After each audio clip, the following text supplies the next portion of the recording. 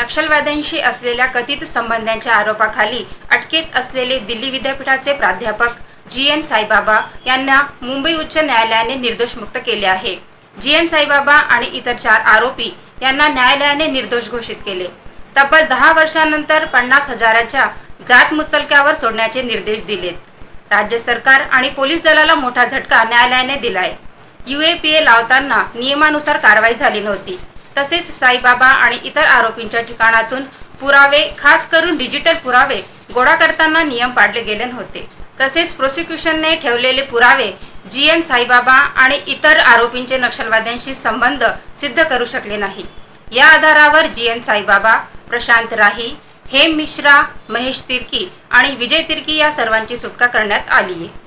आज कोर्टाने एक डेकेड जुनं जे आहे प्रकरण जी.एन. साईबाबा जो 90% डिसेबल्ड पर्सन आहे त्याला आज दोषमुक्त केलेलं आहे। टेरर कायद्या अंतर्गत त्यांनी 10 वर्ष काढलेले आहे कारागृहात आणि खूप वेदना सहन केलेले आहेत ना। आज ते माननीय उच्च न्यायालयाने त्यांना निर्दोष मुक्तता दिलेली आहे।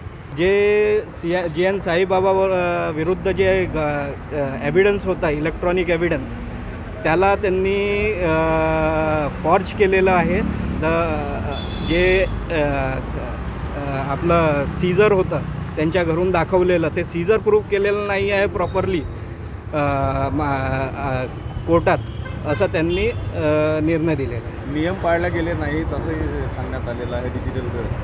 हो, जे डिजिटल एव्हिडन्स प्रूव्ह करण्याचं जे प्रोसिजर असते ते प्रोसिजर फॉलो केलेलं नाही। प्रशांत राही, हेम मिश्रा आणि महेश तिर्कीलाही सोडलेलं आहे। हो, त्यांचं तर अरेस्टच डाऊटफुल होतं ह्या केसमध्ये। अरेस्ट एक विटनेस असा होता त्यामध्ये की ज्याने म्हटलेलं आहे की हे अगोदरपासून कस्टडीमध्ये त्यांना बघितलेलं आहे। या आधी जे निर्णय झाला होता तो मुख्यतः सँक्शनच्या आधारावर होता, मेरिटवर त्याच्यामध्ये काही उल्लेख नव्हता।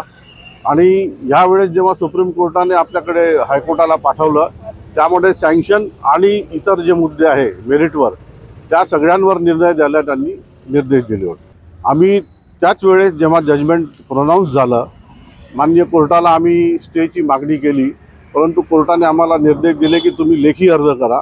तर ते आम्ही लेखी अर्ज करणार आहोत आणि त्यानंतर जजमेंटची कॉपी भेटल्यावर मग पुढचा निर्णय शासन घेईल। त्याच्यात ठळक घडामोडींसाठी देशोन्नती न्यूज चॅनलला सबस्क्राईब करा आणि बेल आयकॉन प्रेस करा।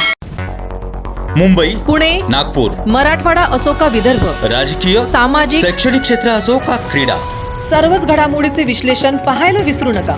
फक्त देशोन्नती न्यूजवर।